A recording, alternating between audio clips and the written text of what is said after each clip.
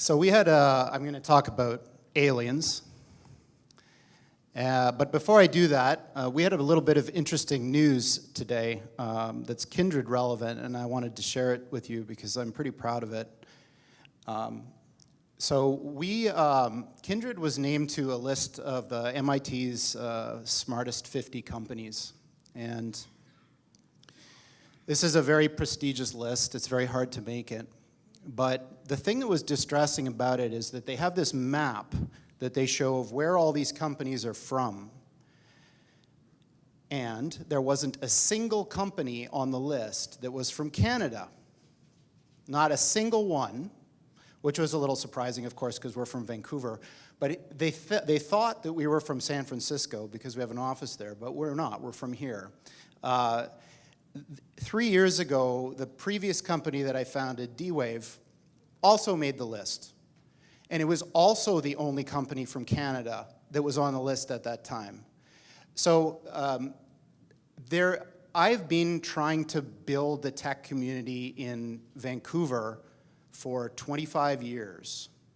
And I find it super depressing that it seems to be so hard to generate world-changing 0 to 1 companies around here. You know, I think that I'm gonna just pitch this idea. Some of you may have seen me talk about this before, but we have this problem here that we don't think big enough.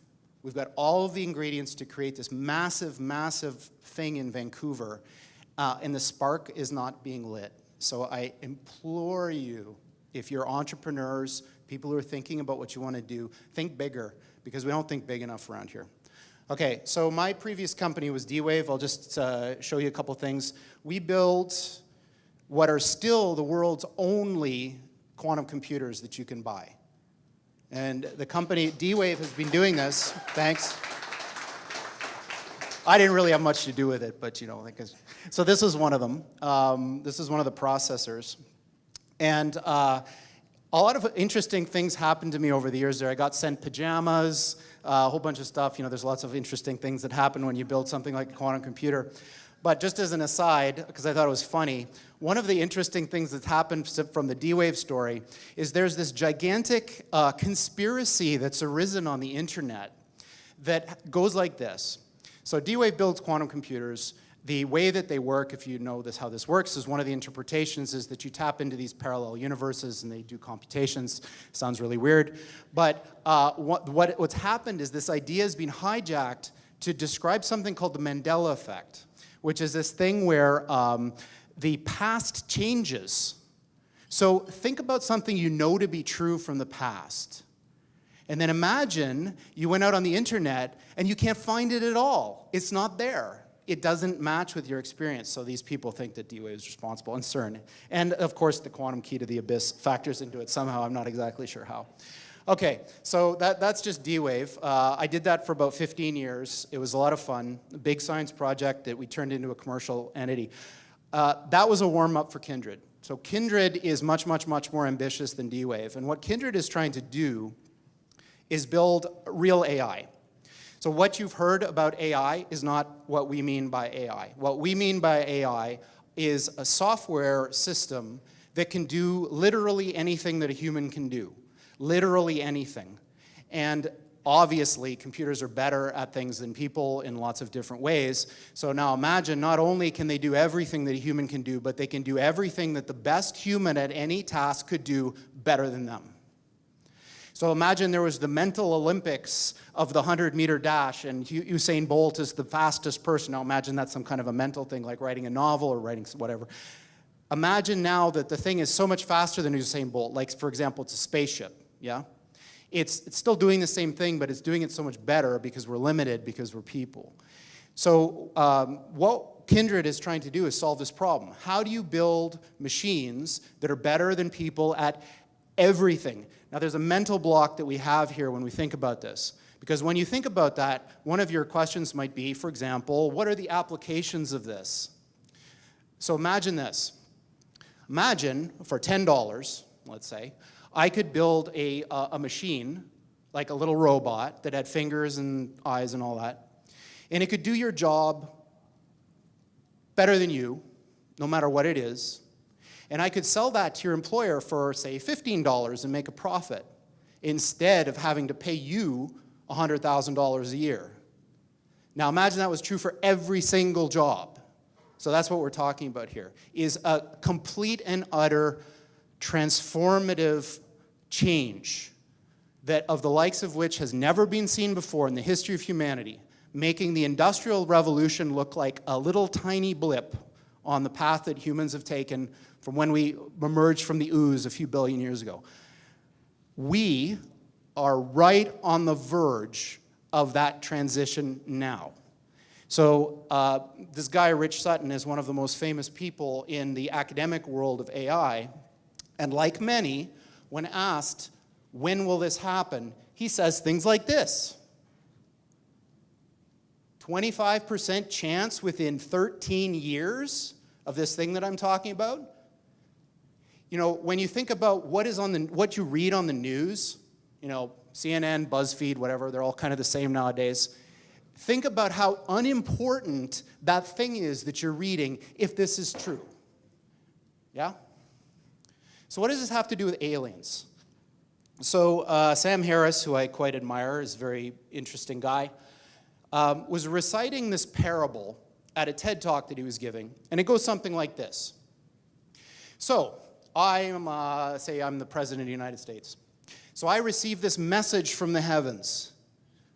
So my microwave dish, my SETI dish, finally captures something. And what it says is, in 50 years, or 13 years, we're coming to your planet. You got to be ready. Now just imagine what would happen if that happened. A super intelligent alien race beamed down a message to all of us Earthlings saying, we're coming July 13th, 2030, and boy, you better be ready because the mothership is landing right on the front lawn of the White House or wherever you wanted to land on that day. The amount of resources that would be marshaled to try to figure out what to do would encompass the whole world. AI is just like that. So when this thing that I'm talking about happens, it's going to be exactly the thing that you're thinking about those super intelligent AIs. So the one thing I can tell you is they're not going to be like us. So alien means, you know, different. These things that we're building are not going to be people. They might be really smart, they might be really good at all sorts of different things, but they're not going to be like us. They're going to be aliens. And they're going to be, I'm sorry to say, way smarter than every single person in this room in ways that we can't even comprehend.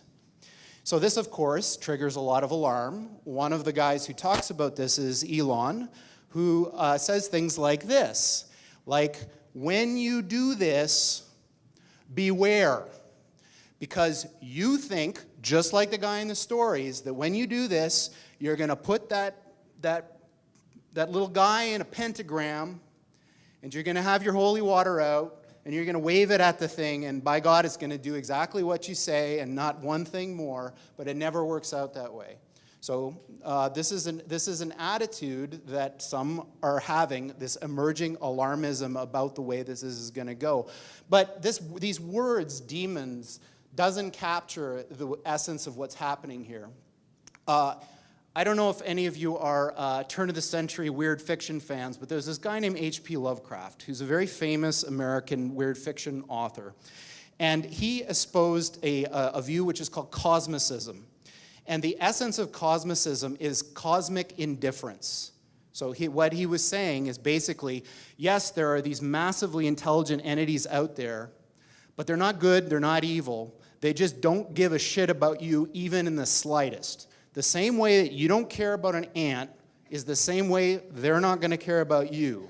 And these things that we're summoning into the world now are not demons, they're not evil, but they're more like the Lovecraftian great old ones. There are entities that are not necessarily going to be aligned with what we want. So this transition is really, really massively important for our entire species to navigate. And going back to that thing that Sam Harris was saying, nobody is paying attention. This thing is happening in the background. while people bicker about politics and what's going to be in the healthcare plan in the US, and underneath it all is this rising tsunami that, if we're not careful, is going to wipe us all out. So, on that pleasant note, we're hiring people to try to make something like this happen. Of course, this is a very difficult project, of course. And I'm kind of a little bit tongue-in-cheek about all this, like, how bad things are, because it's not really like that. Technology is a double-edged sword, even something like this. It's agnostic. It depends who wields it. If you want to have a say in how all this goes down, you can't sit on the sidelines. And one of the ways that you can get involved and really change the world, like, a lot of people say, hey, join the Marines, you'll change the world or whatever. This opportunity that I'm talking about here in Vancouver is an opportunity for you to literally change the world. Because the code that you write may be running in the brains of these things in 10 years. So this is a huge opportunity. I'm going to ask that anybody here who is a software engineer who's really good to talk to any one of these three folks who are sat at the back there, who are Suzanne founded Kindred, and Olivia and Paula are some of our key folks in Vancouver, or talk to me, and we'll have a conversation. By the way, I love Joseph's talk. It's true. Startup life can be very, very difficult, and you will fail many, many, many times before you succeed, just as a matter of course. Thanks.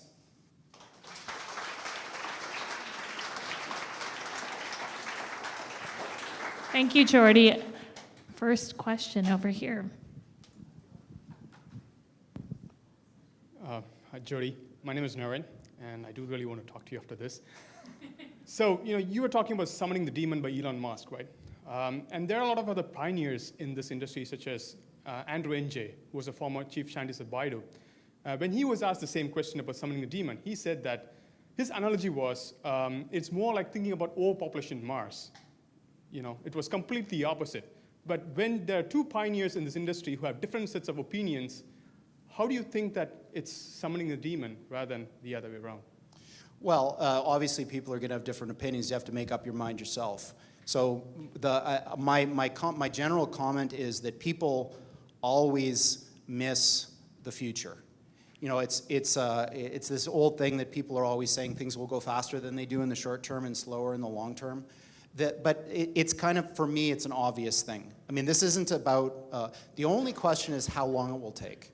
Again, I encourage you to watch that Sam Harris TED Talk if you're interested in this. But the point that he makes is that as long as certain things that are probably true hold, this will happen. Will progress continue? Maybe it won't. Maybe the Earth will get hit by a meteor and we'll all die. If progress continues, things that we're doing, intelligence isn't magical. It's not some kind of weird thing. It's a mechanical outcome of the way that our machines in our head work. We're going to figure it out eventually. And when we do, we're going to make it better in all sorts of interesting ways.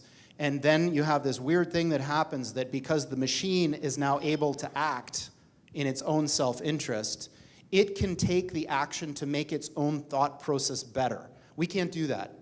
So we're stuck with what we were born with, more or less. We can learn things, but that's not the same as getting smarter. So these machines are going to be able to take control of the tools from which they are built to create better versions of themselves. And that, what's sometimes called an intelligence explosion, is something that biological creatures can't undergo. So I think it's an absolutely guaranteed outcome of progress. The only question is when, and I think Andrew would agree with that. James. Hey, great to have you out here. It was brilliant hearing you speak for the first time myself. I'm sure a lot of people here would agree with me. What is your goal to stop the world from turning into that of the Terminator? Right.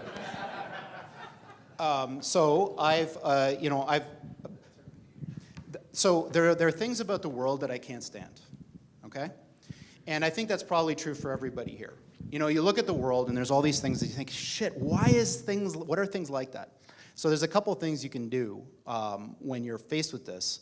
The one that I've found works for me is I'm like, screw that, I'm gonna do that myself, right? So back 25 years ago, I was like, this is bullshit. Why aren't there any quantum computers? It's not that hard a problem.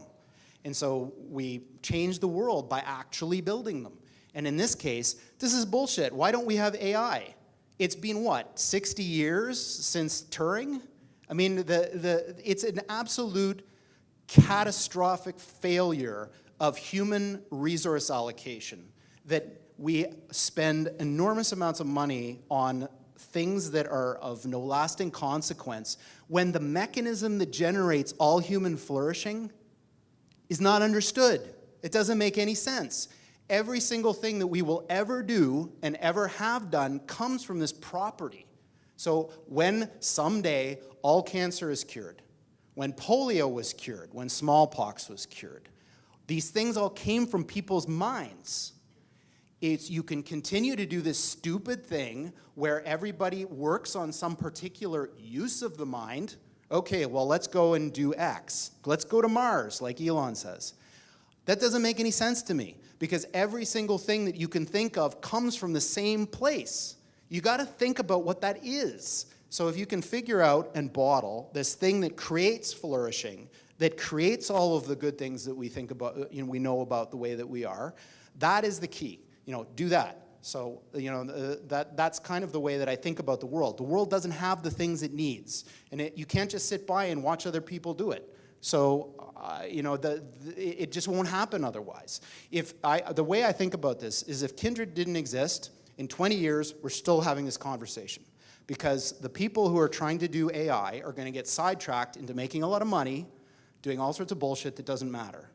So what I want to do is make sure that when we do this, we're solving the real problem, and we don't get sidetracked, and we don't go down paths that are going to make us a lot of money just because they're, some short-term thing. We do it because we understand the civilization-changing importance of accomplishing this task. So, that's the way I think about things. Things are bullshit. They're not the way they should be. Change it yourself, or else it won't get changed. Last question is going to go to Dave if no one raises their hand. No repeat questions. Oh, okay, it's going to, Joseph, make this good. Pressure's on. I don't get the impression you struggle at night. I think you're pretty clear in what you're set out to do. It's incredible passion. Quick question for you. So, simple mind of mine, I understand AI, what it can do for us 10 years from now. I get excited about it. Just share, the applications everybody can think of. EQ. Do you ever envision AI getting a place where we can actually have emotional intelligence, or can actually impact, influence, manipulate, or even help on the emotional level? Absolutely, no question. By the way, I really liked your talk. It was really good. No, I'm serious. People don't talk about this enough. It's always like roses and fun, but entrepreneurship isn't about roses and fun. It's about getting your soul crushed over and over and over again. And the people who succeed are the ones who keep getting up. It's like that Rocky thing, I'm not going to try to do it, but you know what I mean, that thing. Yeah, so no, my view is that if it's a thing that you can measure, it's a thing you can improve. I think that being good with people, so we were talking with some of our technical people the other day, and one of them said this very funny thing. I'm going to try to remember what he said. He said, language is a way that we use other people as tools to achieve our goals. So it's really deep, right? So we don't usually think about language that way, but when I say something, I'm trying to use you as a tool to get something I want. So in this case, we're hiring software engineers. This is the main thing that I'm trying to get. So I'm trying to use you as tools to satisfy this need of mine. Now, it's a little bit weird to think of things that way, but if you're building an AI and you go and you try to figure out what is language for, language is this thing that is a way to use the people around you to get what you want, which is almost, it's a little sociopathic when you think of it that way, but it's almost a definition of emotional intelligence, is that if you are so tuned in to the responses or how a person will respond to the message that you provide to them, not only your words, but your language and how you act and what you buy and what you wear and all that you can always predict that the outcome will be the thing that you want, you're going to be very, very successful. And say politicians are like this. You know, sometimes you see people and you think these people are just like, man, that guy's got charisma. Like I met Bill Clinton once and he was like, holy shit, I've never seen this before. It's like there's sparks flying off this guy. What was it? You know, he's just got something. And I think that, that's a thing that you can measure, and it's a thing you can improve. And I think that it's going to be a part of AI in the future. Not only this kind of idea of like super rational, but also super good at getting what they want. And that's not a bad thing, right? As long as what they want is something good. Like for example, if the AI is programmed to want to make you happy, say, you might imagine that it will do whatever it can do to achieve that objective, which might mean this sort of thing, you know, giving what you really need when you need it.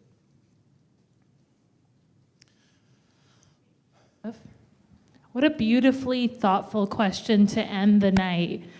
Dave, you're going to have to bother Geordie. That was good too. I'm sure. I'm sure it was. Thank you so much, Geordie. Round of applause.